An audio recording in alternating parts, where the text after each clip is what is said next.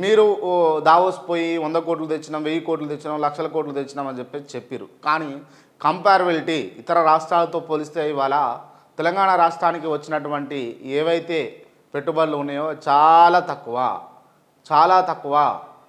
ముంబై చూసుకుంటే 4 లక్షలు, దాదాపు 4 లక్షల పెట్టుబడులు, ఏం మాట్లాడలే, ఏం చేయలే, అక్కడ ఆటోమేటిక్గా పెట్టుబడులు పెట్టినాయి. ఇప్పుడు కూడా పెట్టుబడి పెట్టిన దానికి కారణం ఏందయ్యా అని అంటే గతంలో ఉన్నటువంటి అభివృద్ధిని చూసి పెట్టారు. బట్ ఇప్పుడు ఉన్నటువంటి భూమి అయితే ఏది లేదు. ఇక్కడ చూసుకుంటే ప్రస్తుతం ఎవరైనా పెట్టుబడి పెట్టాలంటే 10 ఇవ్వాలి, 10 పెట్టాలి అని అన్నా కూడా ఆలోచనలో అయితే ఉన్నారు. ఇవాళ ఒక ఎకరం భూమి తీసుకోవాలని అంటే ఆ ఎకరం భూమిలో రోడ్డు పోతుందా, లేకపోతే ఏమన్నా కరెంట్ పోల్ లైన్ పోయిందా, లేకపోతే ఇంకేమన్నా ఉన్నదా, లేకపోతే ఆ ల్యాండ్ వెరిఫై చేసుకుంటే ఏమన్నా దీని మీద లోన్లు తీసుకురా లేదా అని అన్నది 10 రకాలుగా తీసుకునేటోళ్ళు ఆలోచిస్తారు, వెరిఫై చేసుకుంటారు. మరి పెట్టుబడులు పెట్టేటోళ్ళు కూడా చూస్తారు కదా, రాష్ట్రంలో లక్షల కోట్లు, 1000 కోట్లు పెట్టేటప్పుడు.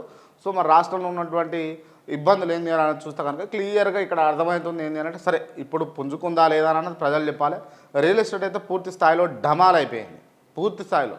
ఇవాళ పెట్టుబడి పెట్టి ఒక 10 ఎకరాలు 5 ఎకరాలు తీసుకుందామన్న ఆలోచన చేస్తున్నటువంటి వాళ్ళకు అసలు ఆ అవకాశమే దొరకడం లేదు. ఎందుకు అంటే ఏం చెల్లి ఏమవుతుందో కూడా తెలియదు. హైదరాబాద్లో ప్లాట్లో తీసుకుందామన్నా కూడా హైడ్రా ఒకటి. హైడ్రాకు ముగింపు పలికి నిజంగా అభివృద్ధి మీద అడుగులు వేసుకుంటూ పోతే ఇవాళ ఈ పరిస్థితి ఉండేది కాదు.